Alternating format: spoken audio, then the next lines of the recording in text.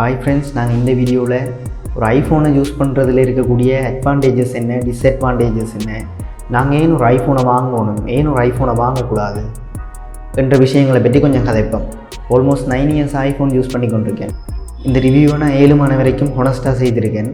முதலாவது ஐஃபோனை வாங்குறதுலையோ ஐஃபோனை யூஸ் பண்ணுறதுலையோ இருக்கக்கூடிய பிரச்சனைகளையே பார்ப்போம். நீங்கள் ஐஃபோன் யூஸ் பண்ண இல்லை என்ன நீங்கள் யாரை கேட்டாலுமே அவங்க முதலாவது சொல்கிற விஷயம் அந்த விலைக்கு யாராவது போய் ஃபோன் வாங்குவாங்களா என்றதாக தான் இருக்குது. உண்மை தான். என்ன ஒரு ஐஃபோன் எடுத்திங்கன்னாலும் அதோட ப்ரைஸ் கொஞ்சம் எக்ஸ்பென்சிவ். ரெண்டாவது ஐஃபோனை மற்ற டிவைசஸோட கனெக்ட் பண்ணுறதுல சில சிக்கல் இருக்குது. ஒரு எக்ஸாம்பிளாக இப்போ சாம்சங்லேருந்து ஹுவாவிலேருந்து நோக்கியாக்கோ நீங்கள் ஈஸியாக ஃபைலையோ ஃபோல்டர்ஸையோ ஷேர் பண்ணிக்கொள்ளலாம். இதே ஒரு ஐஃபோன்லேருந்து மற்ற ஃபோன்ஸுக்கு இல்லாட்டி பிசிக்கு ஃபைல் ஷேர் பண்ணுறதுக்கு எங்களுக்கு ஷேரிட் மாதிரியான ஆப்ஸ் தேவைப்படும். அதை கனெக்ட் பண்ணுறதும் கொஞ்சம் ட்ரிக்கியாக இருக்குது. அதை விட பார்த்திங்கன்னா நிறைய காலமாக ஆண்ட்ராய்ட் யூஸ் பண்ணி கொண்டிருக்கிற ஒரு ஆளுக்கு ஐஃபோனுக்கு திடீரென்று மாறுறது கொஞ்சம் காம்ப்ளிகேட்டடாக இருக்கும். அதாவது அவ்வளவு யூசர் ஃப்ரெண்ட்லியாக ஃபீல் பண்ண மாட்டாங்க ஸ்டார்டிங்கில். அடுத்த விஷயம், இன்டர்நெட்லேருந்து ஒரு ஃபைலை நீங்கள் ஈஸியாக ஆண்ட்ராய்ட் மாதிரி டவுன்லோட் பண்ணிக்கொள்ள முடியாது. அடுத்தது கொஞ்ச நாளைக்கு முதல் வரைக்கும் ஐஃபோனில் ஜுவல் சிம் என்ற ஃபீச்சர் இல்லை. அதாவது XR, XS Max என்ற ஃபோன் லைனப்பில் இருந்து தான் ஜுவல் சிம் என்ற ஒரு ஃபீச்சரை கொண்டு வந்தவங்க. அதுக்கு முதல் இருக்கிற ஃபோனுகளை பார்த்தீங்கன்னா அதெல்லாம் சிங்கிள் சிம்மாக தான் இருக்குது. ஈவன் ஐஃபோன் X கூட ஒரு சிங்கிள் சிம் ஃபோன் தான். அதுக்கு நிறைய வருஷங்களுக்கு முன்னுக்கே மற்ற ஃபோன்ஸ்ல எல்லாம் ஜுவல் சிம் ஃபீச்சர்ஸ்லாம் நிறைய இருந்தது. அடுத்த மிக முக்கியமான பிரச்சனை நோ எக்ஸ்பேண்டபிள் மெமரி. நீங்கள் ஒரு சாம்சங்கையோ ஒரு ஹுவாவி ஃபோனையோ வாங்கினா உங்களுக்கு அதில் இருக்கிற ஸ்டோரேஜ் போக ஒரு மெமரி கார்டை போட்டு உங்களுக்கு தேவையான அளவு ஸ்டோரேஜ் எடுத்துக்கொள்ளலாம். ஆனால் ஐஃபோனில் அப்படி இல்லை. நீங்கள் அதில் இருக்கிற ஸ்டோரேஜை மட்டும்தான் யூஸ் பண்ணலாம். அடுத்த பிரச்சனை, ஐஃபோன் நாங்கள் விழுத்திடுவோமோ என்ற ஒரு பயம். விழுத்தி டிஸ்பிளே போயிட்டாலோ இல்லாட்டி அது பழுதாக போயிட்டாலோ அது திருத்துறதுக்குரிய எக்ஸ்பென்சஸ் கூட. அதை விட திருத்துறதுக்குரிய ஒரு நம்பிக்கையான ஆள், ஒரு ஒத்தரைஸ்ட் ரிப்பேர் சென்டர் இல்லாட்டி ஒரு ஒத்தரைஸ்ட் ஸ்டோர் ஸ்ரீலங்காவில் இல்லை. ஜெனியூன் பார்ட்ஸை கண்டுபிடிக்கிறது கஷ்டம். எல்லாமே பார்த்திங்கன்னா ஒரே மாதிரி ஐடென்டிக்கலாக இருக்குது. ஒரு ஹை குவாலிட்டி சைனீஸ் டிஸ்பிளேயும் ஒரு ஒரிஜினல் ஆப்பிள் டிஸ்பிளேயும் கிட்டத்தட்ட ஒரே மாதிரி இருக்குது. உங்களோட ஃபோனுக்கு ஆப்பிள் கேர் ப்ளஸ் வாரண்டி இருந்தாலுமே கூட நீங்கள் வாரண்டி கிளைம் பண்ணுறதுக்கு ஸ்ரீலங்காலேயோ இல்லாட்டி கூடுதலான ஏஷியன் கண்ட்ரீஸ்லேயோ ஒரு ஆப்பிள் ஸ்டோர் இல்லை. அடுத்தது நீங்கள் ஒரு ஐஃபோனை வாங்கும்போது டூப்ளிகேட்ஸுக்குள்ளேயோ ஸ்கேம்ஸுக்குள்ளேயோ சிக்கிறதுக்கு நிறைய சான்சஸ் இருக்குது. பழுதாக போன ஃபோனை திருத்தி ரீசேல் பண்ணுறவங்க, ஒரு ரீஃபர்பிஷ்ட் ஃபோனை பிராண்ட் நியூன்னு சொல்லி விற்கிறவங்க, இப்படி நிறைய ஸ்கேம்ஸ் நடந்து ஒன்று தான் இருக்குது. அதனால் ஒரு ஐஃபோனை வாங்கும்போது கவனமாக இருங்க. ஒரு ஐஃபோனை பிசியோட கனெக்ட் பண்ணவோ பிசியிலேருந்து சாங்ஸ் ஏற்றுறதுக்கோ உங்களுக்கு ஐடியூன்ஸ் என்ற ஒரு சாஃப்ட்வேர் தேவை. இதே ஆண்ட்ராய்டுக்கு சாஃப்ட்வேர் சொல்லணும் ஸ்பெஷலாக தேவையில்லை. ஐஃபோன் 12லேருந்து ரிலீஸ் ஆன எந்த ஒரு ஐஃபோனுக்குமே ஐஃபோன் சார்ஜரோ ஹெட்செட்டோ அந்த பாக்ஸுக்குள்ளே வராது. இப்போ நீங்கள் வேறு ஒரு ஃபோனில் இருந்து ஐஃபோனுக்கு ஸ்விட்ச் பண்ணுறீங்கன்னா உங்களுக்கு அது கொஞ்சம் கஷ்டமாக இருக்குது. நீங்கள் ஒரு சார்ஜரையோ ஹெட்செட்டையோ தனியாக வாங்க வேண்டியிருக்கும். நீங்கள் ஆல்ரெடி ஒரு ஐஃபோன் யூஸராக இருந்தால் அது பிரச்சனை இல்லை. உங்கள்கிட்ட ஆல்ரெடி அது இந்த ஹெட்செட்டோ சார்ஜரோ இருக்கும். ஆனால் புதுசாக வாங்குறவங்களுக்கு இது ஒரு பிரச்சனை. அதை விட முக்கியமான ஒரு டிஸ்அட்வான்டேஜ் இந்த ஐஃபோனில் இருக்குது, அடிக்ஷன். அதாவது சாம்சங்கையோ ஹுவாவியோ யூஸ் பண்ணுறவங்கள விட ஐஃபோன் யூஸ் பண்ணுறவங்க ஃபோனுக்கு அடிக்ட் ஆகிற பெர்சன்டேஜ் கூட.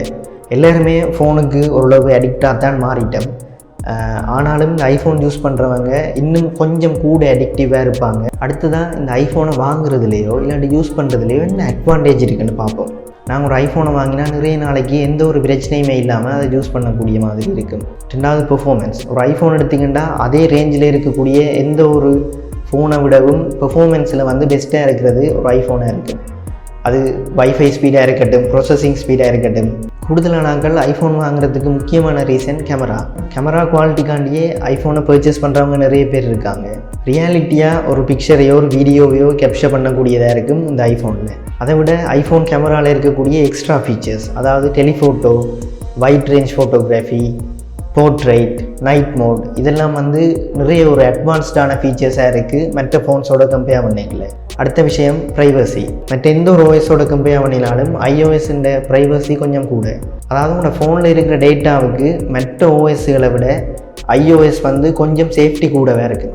அடுத்தது ஃப்ரீக்வெண்ட் செக்யூரிட்டி அப்டேட்ஸ் கொண்டே இருக்கும். ஏதாவது ஒரு ஸ்கேமை கண்டுபிடிச்சாலோ இல்லாட்டி ஒரு ப்ரீச்சிங் எதிர்ட்ட கண்டுபிடிச்சாலோ iOS அதுக்குரிய அப்டேட்டை உடனடியாகவே ரிலீஸ் பண்ணும்.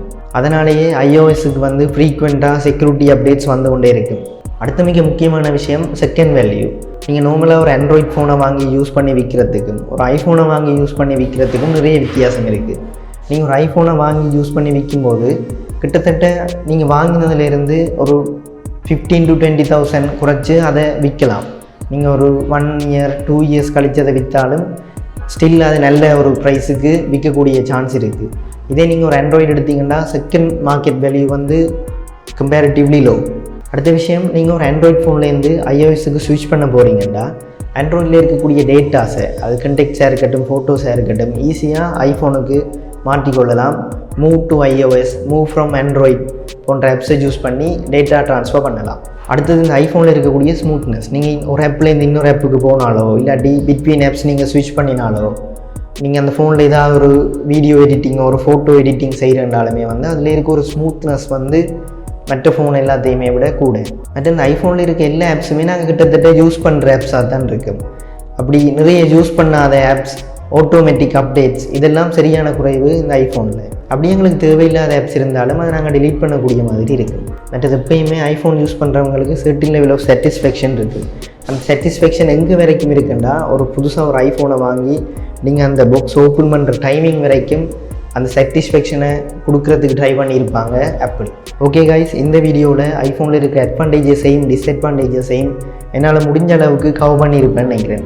இந்த வீடியோவில் நான் எதையாவது மிஸ் பண்ணியிருந்தாலோ, உங்களுக்கு வேறு விதமான ஐடியாஸ் எதுவும் இருந்தாலோ, வேறு ஏதாவது அட்வான்டேஜஸ் டிஸ்அட்வான்டேஜஸ் நான் மென்ஷன் பண்ண மறந்துருந்தால் நீங்கள் அதை கட்டாயமாக கமெண்ட் செக்ஷனில் கமெண்ட் பண்ணுங்கள். கண்டினியூஸாக இப்படியான வீடியோஸை செய்கிறதுக்கு எனக்கு ஹெல்ப் பண்ணுங்கள்.